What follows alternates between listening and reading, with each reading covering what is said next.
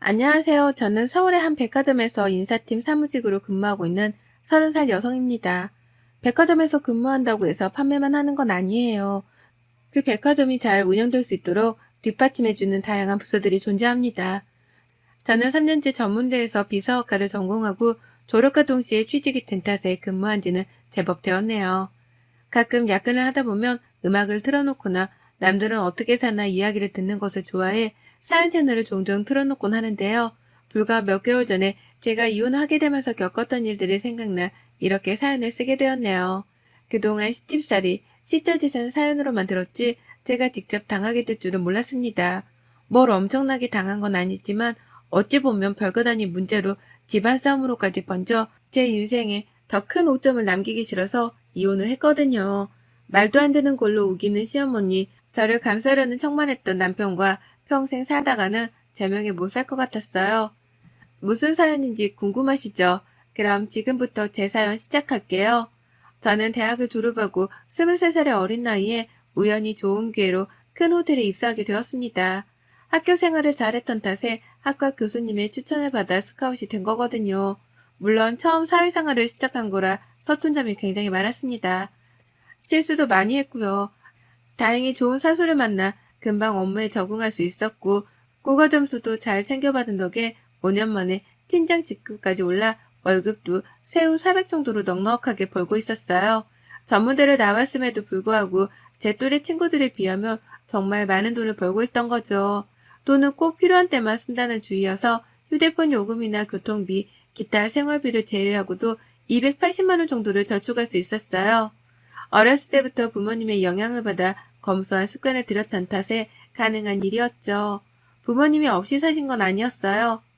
갈비집을 운영하고 계셨는데 호텔 주방장 출신이셨던 아버지가 방송에도 출연하실 정도로 유명한 분이셨는데 덕분에 장사도 잘 되고 홈쇼핑에도 진출하시고 사업의 규모가 꽤 컸거든요.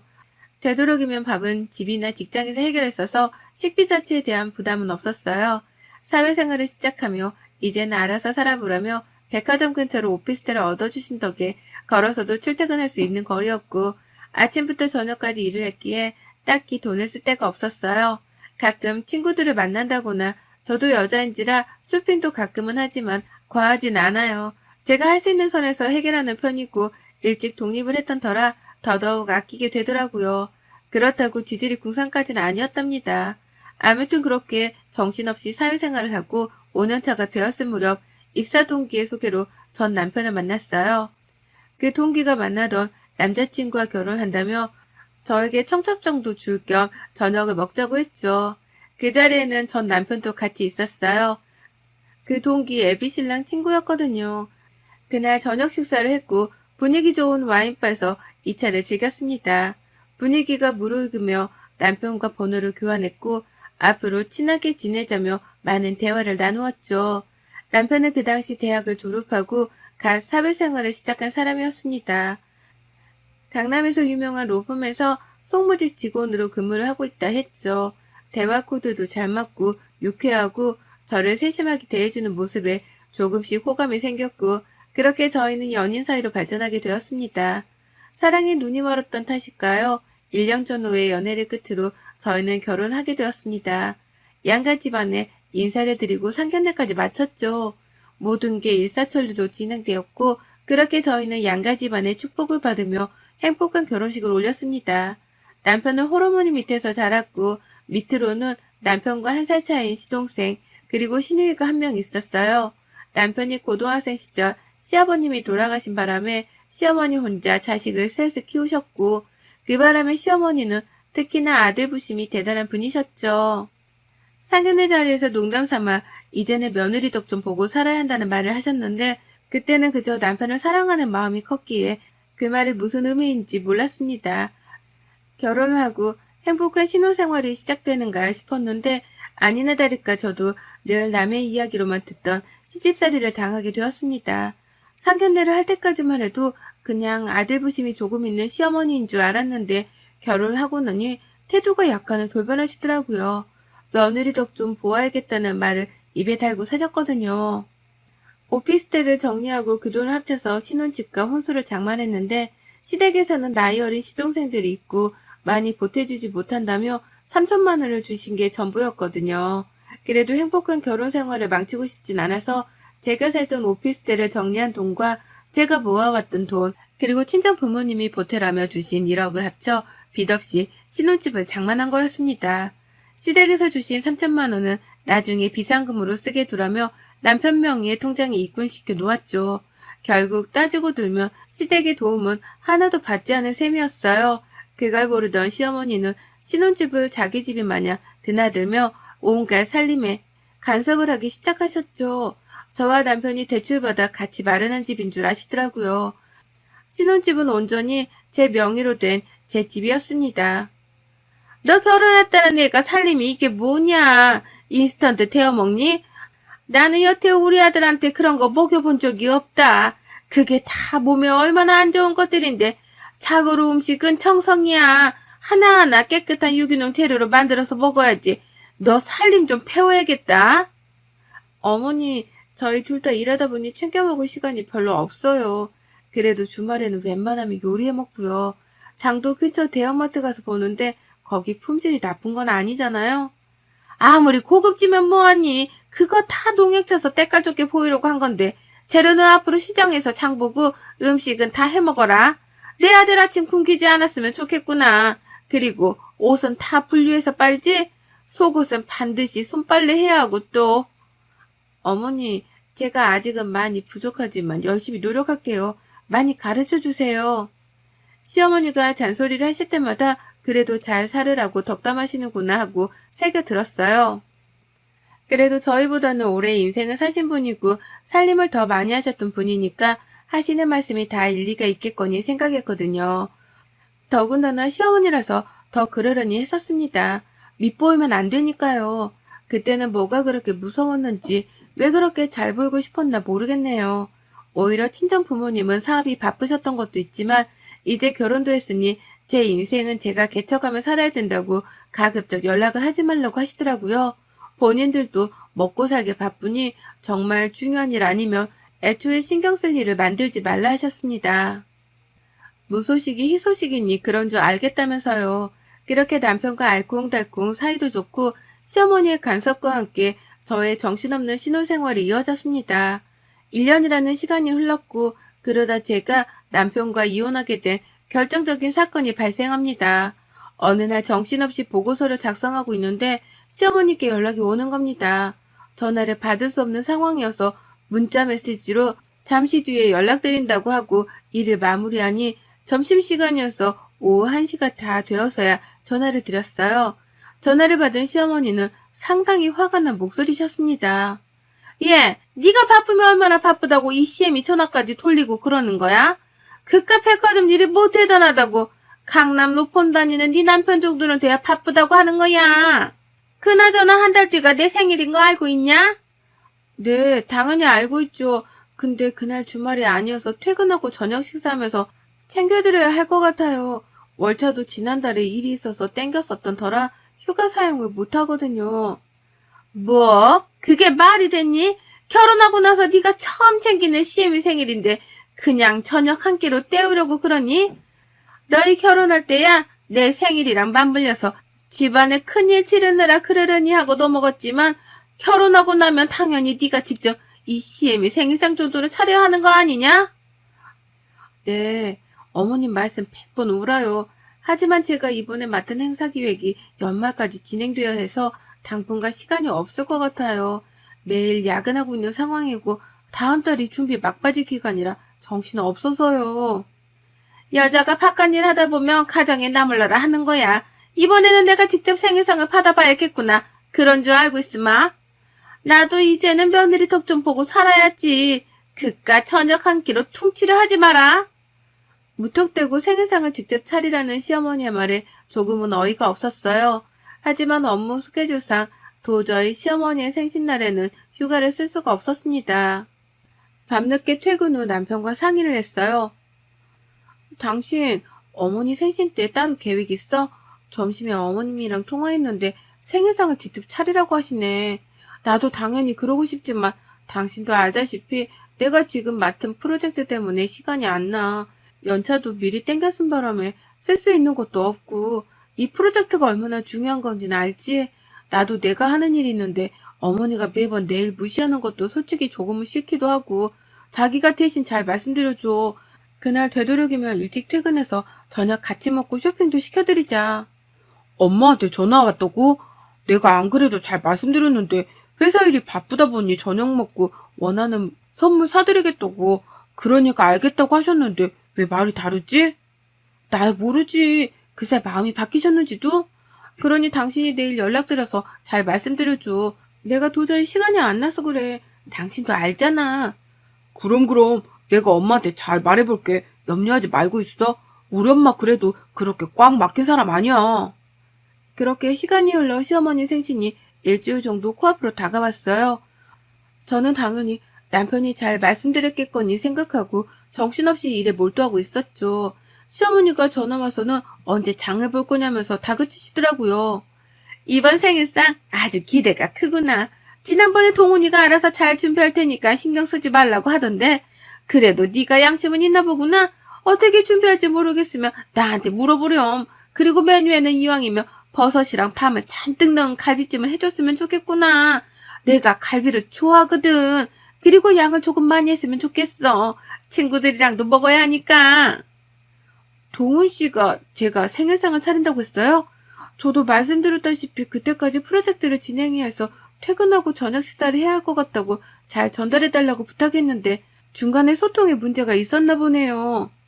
뭐? 지금 그게 무슨 소리냐? 내 생일이 며칠이나 남았다고 그런 소리래. 그래서 지금 생일상 못 차리겠다는 거냐? 이 CM이가 그렇게 만만해 보이던? 어떻게 된 게 며느리라고 하나 있는데 CM이 생일상은 못 차린다는 소리가 나와. 일이 바쁘면 얼마나 바쁘다고 가족보다 일이 더 중요하냐? 너 그런 애였어? 어머니 그런 게 아니라요. 저도 큰 프로젝트를 맡은 거 처음이기도 하고 이번 일 잘하면 인사고과에도 큰 점수가 반영된다고 해서 저도 그만큼 열심히 하고 있는 거예요. 월급이랑도 직결되어 있는 문제고 동훈 씨도 이해한다며 잘 말씀드린다고 했는데 너무 안 좋게 생각하지 마세요. 그래도 제가 좋은 선물 하나 해드릴게요. 그깟 선물 몇 푼이나 한다고. 너한테 정말 실망이다. 나는 어떻게든 너한테 생일상 받아야겠다. 이번에 그깟 거 하나 못하면 너는 내 며느리도 아니야. 친정에서 뭘 배워왔길래 아유.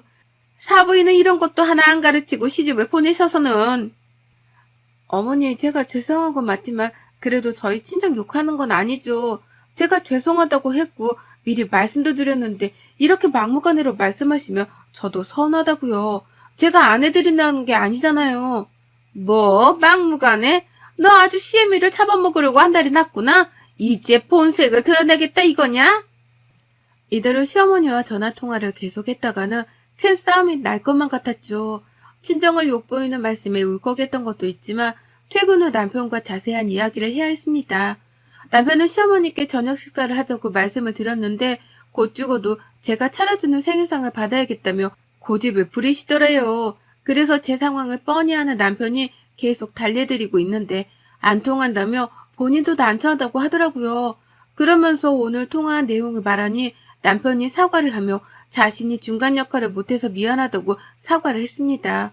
자신이 그날 월차를 내서 어떻게든 음식을 해갖고 시댁에서 저녁상을 차릴 테니 제가 한 걸로 하고 제발 비유 좀 맞춰달라 사정사정을 하길래 알겠다고 대답했습니다.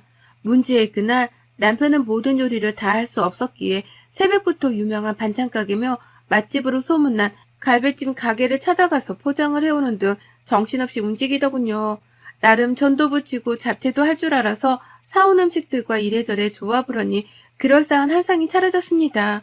그렇게 시댁에서 저녁을 먹는데 시동생들도 맛있다며 잘 먹어주더군요. 저는 시어머니께 죄송한 마음을 담아 나름 최고급의 명품백과 지갑을 세트로 선물로 드렸습니다. 그래도 500만 원이 넘는 선물이었어요. 결혼하고 처음 챙겨드리는 생신이기도 하고 거하게 한턱 쏜 셈이죠. 그런데 시어머니는 자기 아들이 차린 상인지도 모르고 드시는 음식마다 하나하나 타박을 하시더라고요. 너는 도대체 음식을 어떻게 배운 거니? 이 반찬들은 하나같이 다 짜고 잡채에 참기름을 넣어야지 들기름을 넣질 않나. 갈비찜에 내가 버섯이랑 파 많이 넣으라고 했는데 꼴랑 몇 개 들어가고 이제는 또 왜 이렇게 붙였어? 너 이래서 명절 음식을 제대로 하겠냐? 너 도대체 친정에서 뭘 배워온 거니? 너네 부모 갈비집 한다며. 음식점 하신다는 분들이 딸한테 이런 거 하나 안 가르쳤다디?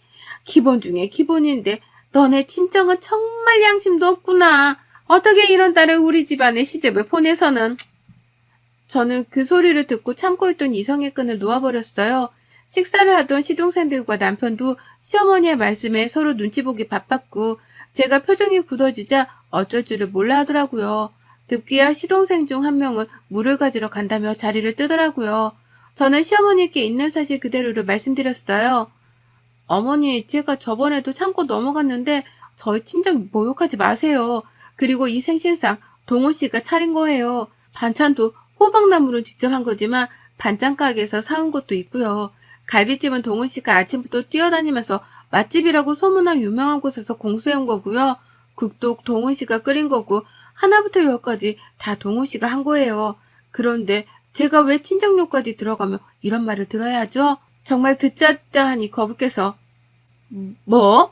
그럼 이 생일상이 네가 차린 게 아니란 말이야? 나는 내 자식들 손에 물 한 방울 안 묻히고 키웠는데 너 어쩜 나한테 이럴 수가 있니? 그러면서 정말 엉엉 소리내서 통곡하다시피 우시더라고요. 덕분에 저는 신우이에게 완전 못된 며느리로 낙인 찍혔고 그 자리에서 시어머니 편을 들며 욕을 하더라고요. 저는 신우이까지 저와 제 친정을 무시하는 말을 하길래 맞받아치면서 결국 큰 소리가 나게 되었고 그 상황에서 남편과 시동생들은 어쩔 줄을 모르더라고요. 겨우 시어머니가 진정이 되시자 남편이 한마디 하더라고요. 아니 그러니까 엄마는 왜 바쁜 사람한테 생일상을 차리라고 억지를 부려서는 이런 사단을 만들어? 누가 차리면 어떻고 맛이 없으면 어떤데. 그리고 꼭 며느리가 생신상을 차려야 해? 우리가 차린 적도 없는데 왜 며느리만 갖고 생떼를 부리는 거야? 그리고 처가를 그렇게 말하면 내 입장은 뭐가 돼? 수진이 기분은 어떻겠냐고. 너 지금 이 엄마보다 네 마누라 편을 드는 거야? 내가 네 아버지 죽고 너를 어떻게 키웠는데 네가 감히? 그러고 당신도 너무해. 그냥 조용히 넘어갈 수는 없는 거였어? 굳이 그렇게 맞받아치면서 같이 욕하니까 속이 시원하니? 네가 솔직히 한 게 뭐가 있어. 며느리로서 최선을 다했니? 정말 뭘 배운 건데? 당신 말 다 했어? 뭘 배워왔냐고? 내가 먼저 말했지? 내가 일 때문에 사정이 이러저러 하니 당신이 잘 말씀드리라고. 나라고 시어머니 생신상 안 차려드리고 싶었겠어? 어쩔 수 없는 상황이었잖아. 미리 말을 안 한 것도 아니고 당신도 알겠다며. 근데 왜 나한테만 그래? 내가 뭘 잘못했어? 당신은 그 성격이 문제야. 성격 좀 제발 죽이고 살아. 며느리면 며느리답게, 남편이 있으면 남편을 좀 위하고 살아야지. 이건 뭐 독불장군이 따로 없으니 그럴 거면 너 혼자 살아. 당신이 이런 사람인 줄 알았으면 결혼 안 했어. 진짜 시간을 되돌리고 싶다. 너 지금 그 말 후회 안 해? 나랑 결혼한 거 후회한다는 말로 들리는데 내가 이해한 게 맞니? 그래 후회해. 옛말 틀린 거 하나 없다더니 집안에 여자 하나 잘못 들이면 불화가 끊이질 않는다던데. 기가 찬다 기가 차. 나도 더 이상 이런 집구성이랑은 엮이기 싫어. 그래 이혼하자. 너랑 내가 평생 같이 살 일은 없을 거야. 살다가 내가 제명에 못 살고 죽지 안 그래? 조만간 서류 보낼 테니까 소송까지 가고 싶지 않으면 얌전히 사인해야 할 거야. 알겠어? 이런 집구석? 이거 완전 미쳤네. 너 정말 말 그렇게 할 거야? 그래 해볼 수 있으면 해봐. 이혼? 그게 그렇게 쉽게 될 것 같냐? 어? 저는 끓어오르는 분노를 참지 못하고 그 자리를 박차고 나왔어요. 시동생들은 저를 붙잡으며 흥분을 가라앉히라고 했지만 시동생들이 관여할 문제는 아니었기에 잡는 손을 뿌리치고 신혼집으로 돌아왔습니다. 다음날 회사에 사정을 말하고 저는 시청으로 가 이혼 서류를 가지고 왔습니다.